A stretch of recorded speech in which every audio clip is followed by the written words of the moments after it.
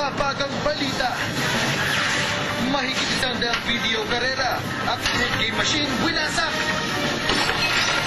100,000 pisong halaga ng perang nakuha, ipinagkaloob sa Red Cross Laguna Chapter. Batangas 2nd District Congressman Mandanas, kinumpirmang tatakbo bilang gobernador sa darating na eleksyon. Biktima ng kidnapping, na-rescue sa Antipolo City. 6 na po residente nakatira sa Estero sa Pandacan, Maynila, nabigyan ng masisilungan sa Bayan ni Juan sa Calauan, Laguna. Alae Festival, pinaghahanda na. Masang granding selebrasyon, inaasahan.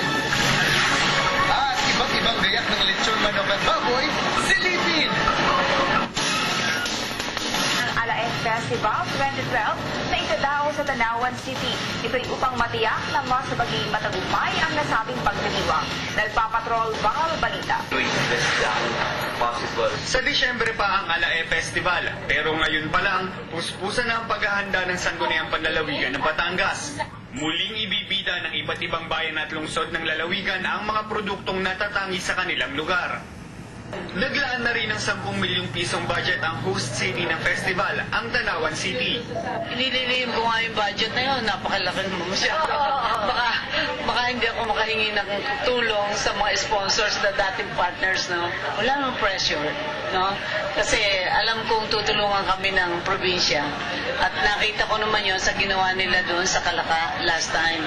Yun naman ay may counterparting galing sa provincial government and at the same time suporta sa iba't ibang munisipyo, depende sa class nila, like fourth, first class, in order for them to participate. Inaasahang magiging mas matagumpay ang Alae Festival 2012 kumpara noong nakaraang taon. Mas marami kasing turista ang makakadayo rito dahil madaling marating ang pagdadausan ng festival.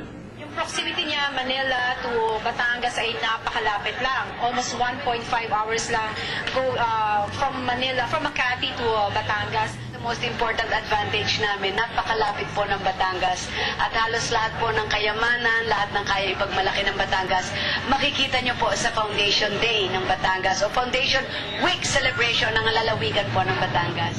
Noong isang taon, nasa 70% pa lang ng 31 munisipalidad at 3 syudad ng lalawigan ang lumahok sa Alae Festival.